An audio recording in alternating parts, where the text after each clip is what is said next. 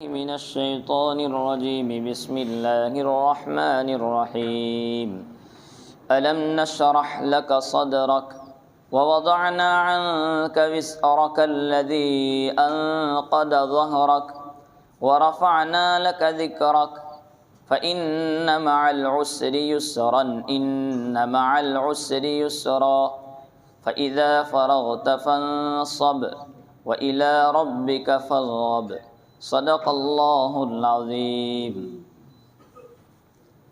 کیا ہم نے آپ کے سینے کو کھول نہیں دیا اور ہم نے آپ کے اوپر سے آپ کا بوجھ اتار دیا جس نے آپ کی کمر توڑ رکھی تھی، اور ہم نے آپ کے خاطر آپ کا ذکر بلند کیا۔ پھر بے شک سختی کے ساتھ آسانی ہے، بے شک سختی کے ساتھ آسانی ہے۔ پھر جب آپ فارغ ہوں تو زیادہ محنت کیجئے اور اپنے رب کی طرف رغبت کیجئے۔ یہ چھوٹی سی سورت بھی عامةً نماز میں پڑھی جاتی ہے، اور یہ سورت بھی نبی پاک صلی اللہ تعالی علیہ وسلم کے احسانات میں ہے کہ آپ پر رب العالمین نے جو احسانات کیے ہیں اس کا ذکر ہے۔ اس سورت کے شان نزول میں شاہ عبدالعزیز محدث دہلوی رحمۃ اللہ علیہ نے لکھا ہے کہ ایک مرتبہ نبی اکرم صلی اللہ تعالی علیہ وسلم نے اللہ تبارک و تعالی سے درخواست کی کہ اللہ تو نے ابراہیم کو خلیل بنایا، موسیٰ کو کلیم بنایا، حضرت داؤد علیہ السلام کے ہاتھ میں لوہے کو تو نے نرم کیا، اور حضرت سلیمان علیہ السلام کو آپ نے جناتوں کی حکومت دی، انسانوں کی دی، ہوا ان کے تابع کی، آگ کو ان کے تابع کر دیا۔ یہ ساری چیزیں آپ نے حضرت سلیمان کو دی، تو میری کوئی خاص خصوصیت کیا چیز ہے؟ میں بھی کوئی الگ چیز چاہتا ہوں۔ یہ درخواست حضرت نبی پاک صلی اللہ تعالی علیہ وسلم نے رب العالمین سے کی، تو اس میں اللہ تبارک و تعالی نے یہ پوری صورت اتاری کہ ہم نے آپ کو کیا دیا ہے۔ تو پہلی آیت الم نشرح لک صدرک، کیا ہم نے آپ کے سینے کو نہیں کھول دیا؟ یعنی سینے کو اس طرح کھولا کہ آپ تبلیغ کرتے ہیں تو آپ بڑی آسانی کے ساتھ لوگوں کو سمجھا دیتے ہیں۔ نمبر 2، اگر کوئی آپ پر ظلم و ستم کرتا ہے، تکلیفیں پہنچاتا ہے، برے اخلاق سے پیش آتا ہے، تو ان تمام چیزوں کو آپ برداشت کر لیتے ہیں۔ یہ ہماری طرف سے ہے کہ آپ کے سینے کو اتنا چوڑا کر دیا کہ آپ بڑی آسانی کے ساتھ اس کو برداشت کر لیتے ہیں۔ تو یہ چیز الم نشرح لک صدرک، آپ کے سینے کو کھول دیا، ایک تو روحانی طاقت تھی۔ اس میں ایک طرف شاہ عبدالعزیز محدث دہلوی فرماتے ہیں کہ اللہ تبارک و تعالی نے حضرت نبی پاک صلی اللہ تعالی علیہ وسلم کے سینے کو صاف بھی کروایا ہے۔ 4 مرتبہ حضرت نبی پاک صلی اللہ علیہ وسلم کے سینے کو چاک کیا گیا اور ڈھویا گیا ہے، 4 مرتبہ۔ ایک مرتبہ کا واقعہ جو مشہور ہے، ہم سنتے ہیں کہ نبی پاک صلی اللہ تعالی علیہ وسلم دودھ پینے کے لیے حضرت حلیمہ کے گھر گئے تھے بچپن میں، تو وہاں پر بکریاں چراتے وقت اپنے بھائیوں کے ساتھ تھے، رضائی بھائیوں کے ساتھ۔ دوپہر کے وقت میں وہ رضائی بھائی دوپہر کا کھانا لینے کے لیے گھر پہنچے۔ ایسے وقت میں حضرت نبی پاک صلی اللہ علیہ وسلم خود اپنا واقعہ بیان کرتے ہیں کہ 2 پرندے گیدڑ کی شکل کے وہ اچانک میرے پاس آئے۔ 2 پرندے، وہ دونوں پرندے میرے قریب پہنچے، اور دونوں پرندوں میں سے ایک پرندے نے دوسرے سے پوچھا یہ وہی آدمی ہے؟ تو کہ ہاں یہ وہی آدمی ہے۔ تو پھر ایک پرندہ میرے قریب آیا، وہ پرندے نے چونچ ماری میرے سینے پر، تو چونچ مارنے کی وجہ سے میرے سینے کو چیرا گیا۔ میرے سینے کو چیرنے کے بعد اندر سے دل نکالا، دل کو بھی چیرا چونچ مار کر کے، اور چیرنے کے بعد اندر سے ایک چیز نکالی لوتھڑے کی شکل میں، اس کو پھینک دیا۔ پھر برف منگوایا یا اولا، برف منگوا کر کے اس کو دھویا گیا ٹھنڈک کے ذریعے۔ دھونے کے بعد مہر نبوت میرے سینے میں سکہ لگا دیا گیا، نبوت کا سکہ اس وقت میرے سینے میں فٹ کیا گیا اور پھر اس کو سی دیا گیا۔ انس ابن مالک رضی اللہ تعالی عنہ فرماتے ہیں کہ میں نے حضرت نبی پاک صلی اللہ تعالی علیہ وسلم کے سینے پر دیکھا کہ آپ صلی اللہ علیہ وسلم کے سینہ کے نشان آپ کے سینے پر پڑا ہوا ہے، تو یہ چیر کر کے میرا آپریشن کیا گیا، میرے دل کو صاف کیا گیا۔ علماء مفسرین لکھتے ہیں کہ اس وقت بچپن میں آپ کے سینے کو کیوں چیرا گیا، کیا ضرورت تھی اس وقت؟ تو کہا کہ شیطانی جو حرکتیں ہوتی ہے بچوں میں، تو وہ شیطانی حرکتوں کو اس وقت ختم کر کے آپ کے سینے کو بالکل پاک صاف کیا گیا۔ یہ جب آپریشن پورا ہوا تو میرا رضائی بھائی دوڑتا ہوا حضرت حلیمہ کے پاس پہنچا، دودھ شریک بھائی، اور جا کر کے عرض کیا کہ چلو جلدی سے جنگل میں میرے بھائی کو تو لٹا دیا گیا۔ آ کر کے پوری بات سنائی اور یہ منظر حلیمہ لے کر کے آئی اور کہا کہ یہ بچے کے ساتھ تو عجیب عجیب ماحول بنتا ہے، چلو ان کو گھر چھوڑ دیتے ہیں۔ چنانچہ وہ وہاں گئے تو وہاں سے بھی یہی جواب ملا کہ بچہ تو پیدا ہوتے ہی ایسی حرکتیں ہوتی رہتی ہے۔ خلاصہ کلام، پہلا آپریشن آپ کے سینے کو صاف کرنے کا یہ ہوا۔ خود حضرت نبی پاک صلی اللہ علیہ وسلم فرماتے ہیں کہ میری 10 سال کی عمر تھی، 10 سال کی جب عمر تھی تو 2 فرشتے، میں جنگل کی طرف تھا تو 2 فرشتے میرے پاس آئے، ایک حضرت جبرائیل علیہ السلام اور ایک حضرت میکائیل علیہ السلام۔ 2 فرشتوں نے آ کر کے مجھے بڑے ادب کے ساتھ، بالکل نرمی کے ساتھ میرے دونوں ہاتھوں کو پکڑا اور پکڑ کر کے مجھے لٹا دیا گیا۔ لٹانے کے بعد میرے پیٹ کو چیرا گیا اور پیٹ کو چیرنے کے بعد میرے سینے کو اوپر سے چیرا، اوپر سے چیرنے کے بعد میرے اندر سے دل نکالا اور ایک تست لائی گئی تھی، اس تست میں پانی تھا، وہ پانی نکال کر کے برابر دل کو صاف کیا اور ایک چیز نکال کر کے پھینکی اور ایک چیز اندر ڈالی، چاندی کے دانے کی طرح ایک چیز اندر ڈالی۔ فرشتوں نے کہا کہ اندر سے یہ کھیل کود اور لہو و لعب جو 10 سال کی عمر میں پہنچ جاتا ہے اور بلوغت کے قریب کا زمانہ ہے، شہوتیں غالب ہوتی ہے، تو اس کو اندر سے نکال لیا گیا اور آپ کے دل میں رحمت اور شفقت کو اتار دیا گیا ہے اور پھر میرے سینے کو پیک کیا گیا، سی دیا گیا۔ یہ دوسرا میرا ہوا۔ حضرت نبی پاک صلی اللہ تعالی علیہ وسلم فرماتے ہیں کہ جب یہ میرے سینے کو سیا گیا اور دوسری مرتبہ میرا آپریشن ہوا، اس وقت سے لے کر میں ہر چھوٹے اور بڑے کا رحم میں اپنے دل میں پاتا ہوں کہ ہر ایک کے بارے میں میرے بارے میں شفقت ہے، چاہے بڑا ہو کہ چھوٹا، ہر ایک کو میں نرمی کے ساتھ دیکھتا ہوں۔ تیسری مرتبہ کے متعلق خود رسول پاک صلی اللہ علیہ وسلم فرماتے کہ میں اور خدیجہ چلے گئے تھے غار ہیرا میں اور وہاں پر ہم دونوں نے اعتکاف کیا 30 دن کا، اور تقدیر کا کرنا یہ ہو کہ وہ رمضان کا مہینہ تھا۔ شاہ عبدالعزیز لکھتے ہیں کہ وہ رمضان کا مہینہ تھا۔ 30 دن ہم نے غار ہیرا میں اعتکاف کیا ہے، بس اللہ کی عبادت کے لیے، ابھی تک نبوت نہیں ملی تھی۔ تو اعتکاف کر رہے تھے کہ ایک مرتبہ رات کے وقت میں غار سے تھوڑا باہر نکلا کہ چلو کچھ باہر دیکھوں، تو دیکھنے کے لیے غار سے تھوڑا باہر آیا تو اچانک کوئی روشنی چمکی اور سلام علیک یہ کہا، تو یہ آواز سن کر کے میں جلدی سے غار کے اندر پھر چلا گیا۔ میں نے حضرت خدیجہ رضی اللہ تعالی عنہا سے کہا، خدیجہ کوئی جن کی آواز مجھے تو لگی کہ رات کے وقت میں کون آئے گا، سلام علیک کہہ کر کے وہ تو چلا گیا۔ کہا کہ گھبرائیے نہیں، یہ تو خوشخبری کی بات ہے، کوئی سلام علیک کہہ گیا، کوئی اچھی بات ہونے والی ہے۔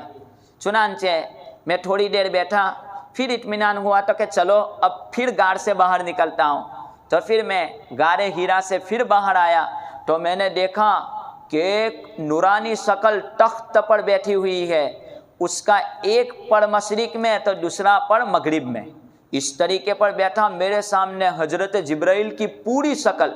میں تو ڈر گیا، یہ کیا؟ پوری روشنی سورج کی طرح چمک رہے تھے. تو پھر میری طرف متوجہ ہوئے اور میں یہ شکل سے گھبرا کر کے پھر غار کی طرف جا رہا تھا کہ چلو اندر چلا جاؤں، یہ تو بڑی ڈراؤنی شکل ہے. تو میں جا ہی رہا تھا کہ دروازے پر مجھے لپکا، مجھے کھینچا. سنو کہ گھبرائیے مت، ایک بات ہم آپ سے کرنے آئے ہیں، وہ یہ کہ ہمیں آپ کی تنہائی چاہیے. آپ تنہائی میں ہمیں ملنا، اور وقت بھی دیا کہ فلاں وقت میں آپ اکیلے آنا، خدیجہ کے ساتھ مت آنا. چنانچہ یہ وعدہ مجھ سے ہو چکا، اور وعدہ ہونے کے بعد میں پھر اندر چلا گیا. میں اور خدیجہ تو ہمارا اعتکاف پورا کر کے گھر چلے گئے. پھر جو تاریخ اور جو وعدہ متعین ہوا تھا اس وعدے کے مطابق میں انتظار میں رہا کہ آج مجھ سے ملنے کی بات ہوئی ہے. چنانچہ میں انتظار کرتا رہا. اب سوچا کہ چلو گھر جاتا ہوں. گھر جانے کے بارے میں سوچا کہ اچانک حضرت جبرائیل اور حضرت میکائیل آئے، اور ان دونوں نے تو مجھے پکڑ کر کے لٹا دیا اور میرے سینے کو چیرا گیا، اور میرے سینے کو چیر کر کے میرے دل کو صاف کیا. اور اب یہ مہر نبوت کی مہر میرے آگے کی جانب لگائی گئی اور پیچھے سکہ لگایا گیا. ہو سکتا ہے کہ وہ جو بچپن میں پہلے مہر نبوت لگائی گئی تھی وہ دل میں لگائی گئی ہو، اور اب جب 40 سال کی مدت میں لگائی گئی ہے وہ سینے کی جانب اس کا تھپا لگایا جا رہا ہو. تو اس وقت مجھے مہر نبوت لگائی گئی، کیونکہ نبوت کے بوجھ کو برداشت کرنا تھا، تو اب میرے دل کو صاف کرنا تھا. یہ تیسری مرتبہ اللہ تبارک و تعالی نے میرے سینے کو صاف کیا ہے. اور چوتھی مرتبہ میرے سینے کو صاف کیا گیا جبکہ مجھے معراج پر لے جایا جا رہا تھا. تو معراج سے پہلے کیونکہ وہاں پر مجھے فرشتوں کو دیکھنا تھا، نورانی مخلوق تھی، میں ڈر نہ جاؤں، تو اللہ تبارک و تعالیٰ نے میرا انتظام کیا کہ پہلے تیرا سینہ صاف ہو جائے، نور والا ہو جائے، تاکہ تو فرشتوں کے سامنے تو باروب رہے. اور چوتھی مرتبہ میرے سینے کو صاف کر کے صاف کیا گیا اور اس کو دھویا گیا. 4 مرتبہ میرے سینے کو صاف کیا گیا. قرآن کریم یہ بات کہہ رہا ہے، الم نشرح لک صدرک، کیا ہم نے آپ کے سینے کو صاف نہیں کیا، آپ کے سینے کو کشادہ نہیں کیا؟ تو ایک تو جسمانی طور پر سینے کو دھویا، اور ایک روحانی طور پر دھویا کا مطلب یہ کہ ہم نے آپ میں وہ طاقت عطا کی کہ آپ اعلائے کلمت اللہ کے کلمے کو بلند کرتے ہیں. لوگ آپ کو تکلیف پہنچاتے ہیں اس کو برداشت کرتے ہیں، اخلاق آپ کے بگڑے نہیں. اور ایک یہ کہ 4 مرتبہ ہم نے آپ کے دلوں سے شیطانی غم تمام چیزوں کو ہم نے ختم کیا. یہ بات اللہ تبارک و تعالیٰ کہتے ہیں کہ ہم نے اتنا بڑا انعام تو آپ پر کیا. یہ سوال کا جواب ہے کس کا؟ کہ اللہ آپ نے مجھے کیا دیا، یہ اس سوال کا جواب ہے. وَوَضَعْنَا عَنْكَ وِزْرَكَ الَّذِي أَنْقَضَ ظَهْرَكَ، کیا ہم نے آپ کے اوپر سے آپ کے بوجھ کو نہیں اتار دیا جس نے آپ کی کمر کو توڑ دیا تھا؟ اس بوجھ سے مراد کیا ہے؟ علماء نے الگ الگ قول نقل کیے ہیں کہ بوجھ سے مراد مکہ والوں نے جب آپ کو تکلیف پہنچائی تو تکلیف پہنچانے کی وجہ سے آپ بڑے غمگین ہو گئے تھے. تو اللہ تبارک و تعالیٰ کہتے ہیں کہ ہم نے اسلام کو پھیلا کر کے آپ کے بوجھ کو ہلکا دیا. ایک قول.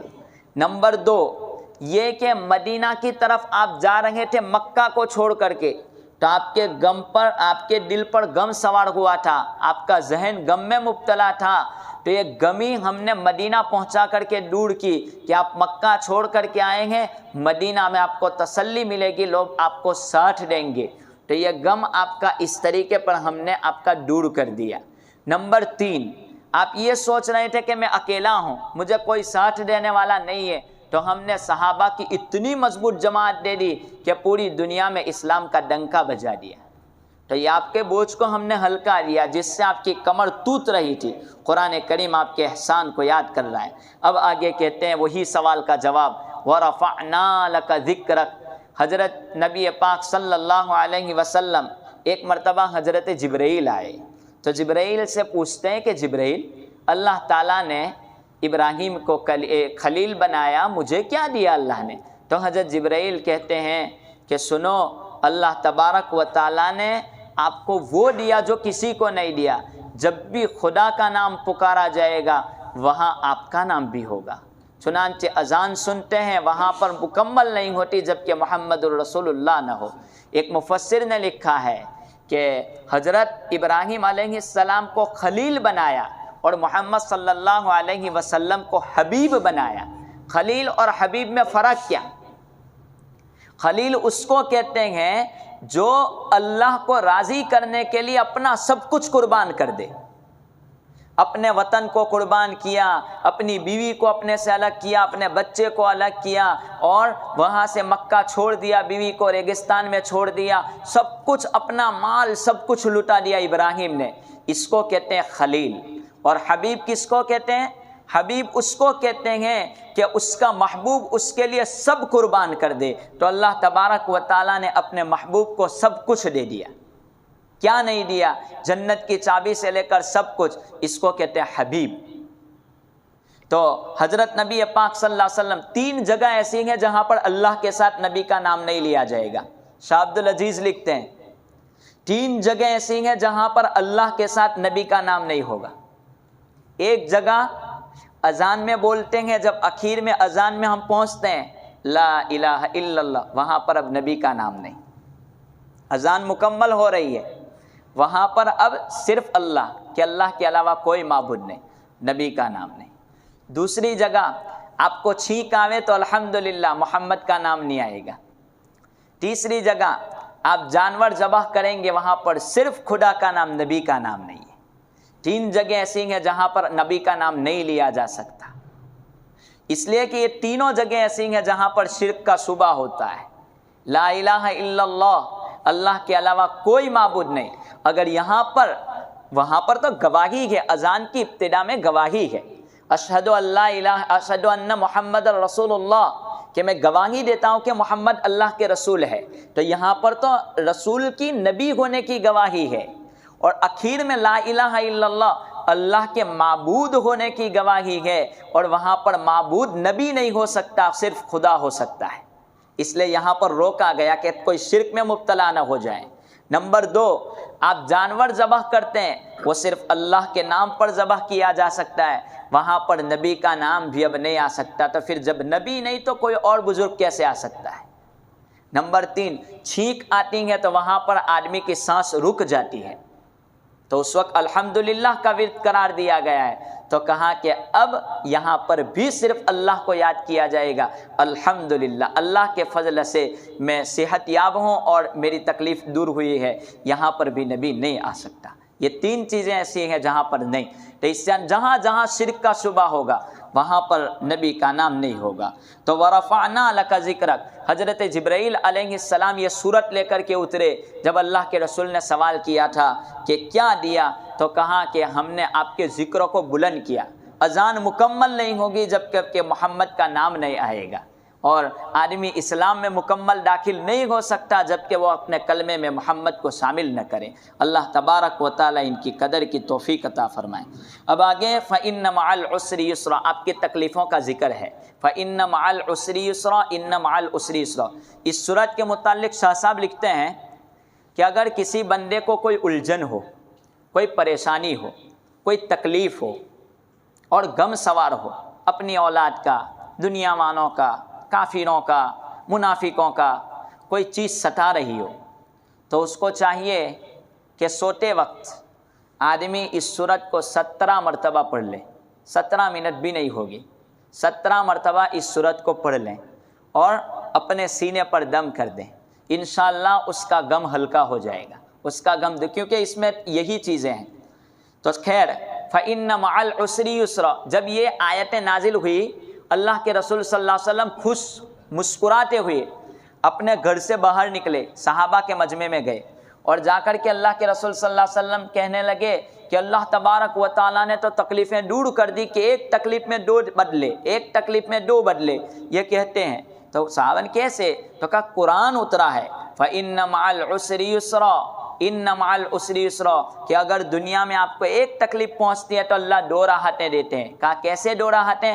کہا کہ دنیا میں بھی اللہ اس تکلیف کے بعد آسانی کر دیتے ہیں، اور آخرت میں تو ہے ہی ہے، آخرت میں تو راحت ملنے ہی والی ہے، تو دنیا میں بھی کوئی تکلیف آتی ہے تو وہ اپنے پیچھے راحت لے کر کے آتی ہے، اور آخرت میں اس کا بدلہ اس صبر پر ضرور ملے گا۔ یہ دونوں آیتیں یہی کہتی ہیں فَإِنَّ مَعَ الْعُسْرِ يُسْرًا إِنَّ مَعَ الْعُسْرِ يُسْرًا، کہ بے شک تنگی کے بعد آسانی ہے، بے شک تنگی کے بعد آسانی ہے۔ تو اگر کوئی تکلیف آوے تو اس سے اللہ کے رسول صلی اللہ علیہ وسلم کو اللہ تبارک و تعالیٰ تسلی دے رہے ہیں، اے محمد صلی اللہ علیہ وسلم آپ کو یہ جو تکلیفیں پہنچتی ہیں آپ گھبرائیے مت۔ آپ کو چنانچہ مکہ کی تکلیف ہوئی تو آپ کو ایک آسانی ہوئی مدینہ پہنچ کر کے کہ لوگوں کو جمع کر دیا، فتح مکہ والی آسانی ہوئی، اور آخرت کی آسانی تو ہے ہی۔ اللہ امت کے ساتھ بھی یہی معاملہ کریں گے انشاءاللہ تعالیٰ اگر امت حق پر رہیں۔ آگے ہیں فَإِذَا فَرَغْتَ فَانْصَبْ وَإِلَىٰ رَبِّكَ فَارْغَب۔ اب آگے یہ ضروری حکم ہے ایک نبی کے لیے بھی کہ جب اتنی ساری نعمتیں دے دی تو آدمی کو بیٹھے نہیں رہنا چاہیے۔ ایک جواب ہے کہ اگر میرا باپ مجھ پر احسان کرے، کیا کرے کہ جب مجھے ضرورت پڑی تو مجھے پیسے دیے، مجھے میرے ساری ضرورتیں پوری کی، سب کچھ کیا، نے میرا باپ گھر میں آوے نے آ کر کے ایک گلاس پانی دے تو میں کیا کروں گا؟ جا ایسا کہوں گا؟ نہیں کہوں گا۔ وہ پانی اٹھا کر اگر نہیں لائے گا تو پھر باپ کیا کرے گا؟ اب اس کے پیسے بند کر دیے جائیں گے، بگڑ رہا ہے۔ تو یہ نعمتیں ذکر کر کے اللہ تبارک و تعالیٰ آخر میں محمد صلی اللہ علیہ وسلم کے ذریعے امت کو تعلیم دے رہے ہیں کہ فَإِذَا فَرَغْتَ فَانْصَبْ، اتنی ساری نعمتوں کو ذکر کیا تو اب آپ کو بیٹھے نہیں رہنے کا وہ ہارو اللہ نہ شکر الحمدللہ، نماز نہیں پڑھے تو بھی چلے، روزے نہیں رکھے تو بھی چلے، نہ کچھ بھی زکوٰۃ نہ دے تو بھی چلے، اللہ کا شکر ہے۔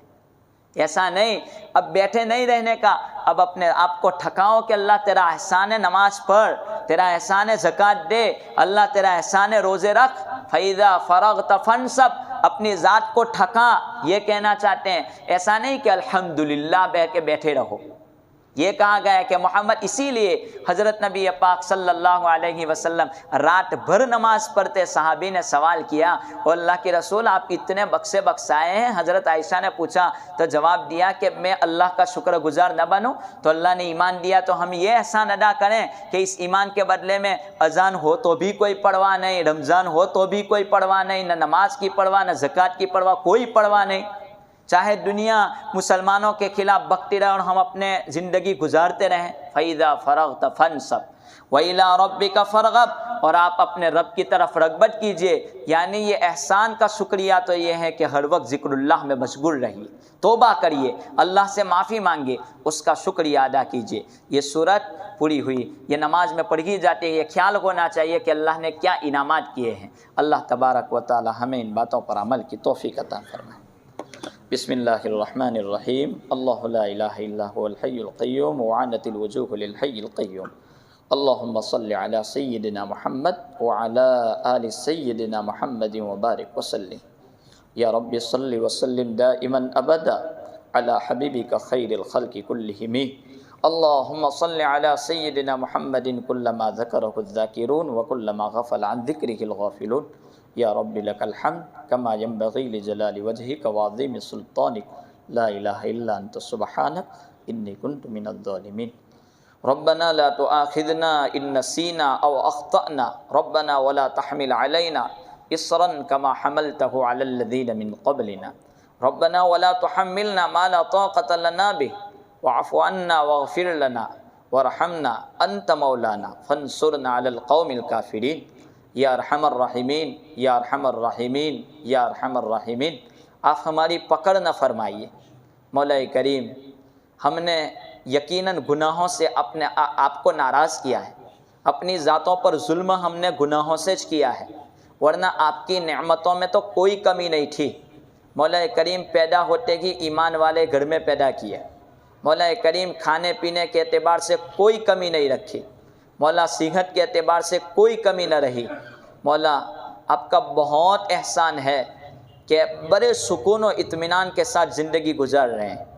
کتنے لوگ ایسے ہیں بیچارے مظلوم بن کر کے زندگی گزار رہے ہیں، ان پر ظلم و ستم ہو رہا ہے۔ مکہ والے امن میں تھے جب تک کہ کعبۃ اللہ کی عظمت کو سمجھا۔ مولا کریم جب کعبۃ اللہ کی عظمت کو انہوں نے پامال کیا تو مولا کریم تو نے فتح مکہ کی شکل میں مسلمانوں کو جیت دی اور ان سے مکہ خالی کروایا۔ مولا کریم آج ہم امن میں ہے، تیری مسجد قریب ہے، اگر اس کے حقوق بھی پائمال ہوں گے تو مولا کریم وہ حالت دور نہیں ہے۔ یقیناً مولا آج ہماری مسجدوں کو ویران کیا گیا، ہم نے ویران کیا تو غیروں نے مسجدوں پر ظلم کیا۔ مولا کریم ہم نے تمام چیزوں کو عظمت دی، تیرے قرآن کو چھوڑ کر، تیرے گھر کو چھوڑ کر، تو انہوں نے ہمیں ایک مسلمان ہونے کے ناطے ہم پر حملے کیے۔ مولا کریم اللہ کا فضل، تیرا فضل ہے کہ تو نے اس جگہ پر ہمیں بڑے اطمینان سے رکھا ہے۔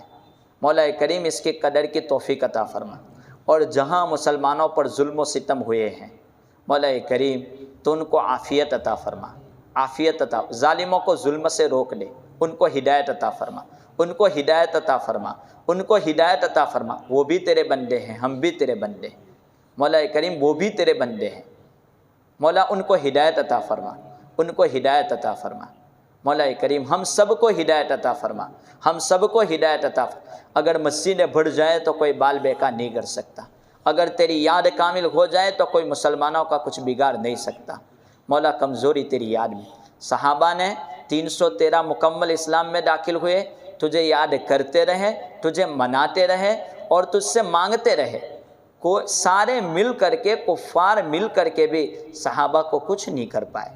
وجہ یہی تھی کہ تیرا ساتھ ان کے لیے تھا، تیری مدد تھی ان کے ساتھ مولا کریم۔ آج ہم نے اسلام تو قبول کیا لیکن مولا ہم تجھے یاد نہیں کرتے، تجھے بھول گئے مولا کریم، بس تو ہی ہماری مدد فرما، تو ہی ہماری مدد فرما مولا کریم، ہماری مدد۔ یہ تیری مدد کا تو کرشمہ ہے، اتنے سارے گناہوں کے باوجود ابھی ہم زمین پر باقی ہے، ابھی ہم زمین پر باقی ہے، رحم کا معاملہ ہے مولا کریم، مکمل رحم فرما، ہمارے والدین، اساتذہ، رشتہ داروں کی مغفرت فرما دے مولا کریم، تمام بیماروں کو شفا عطا فرما دے، تمام مرحومین کی مغفرت فرما دے، ہر ایک کی ضرورتیں پوری فرما دے مولا کریم۔ ہمارے یہ رمضان مغفرت کا ذریعہ بنا دے، گناہوں کی معافی کا ذریعہ بنا دے، جنت میں داخلے کا ذریعہ بنا دے، جہنم سے بچاؤ کا ذریعہ بنا دے۔ ہمارے نوجوانوں کو قبول فرما، بڑے بوڑھوں کو قبول فرما، ماں بہنوں کو قبول فرما، چھوٹے بچوں کو قبول فرما مولا کریم۔ ہر ایک کے دلوں میں دین کی محبت پیدا فرما، تیرے توحید کی محبت پیدا فرما، تیرے نبی کی سنتوں کی محبت پیدا فرما مولا کریم۔ ہماری یہ دعائیں محض آفی کے فضل و کرم سے قبول فرما۔ صلی اللہ تعالی علی خیر خلقی محمد وعلی آلہ واصحابہ اجمعین برحمتک یا ارحم الراحمین۔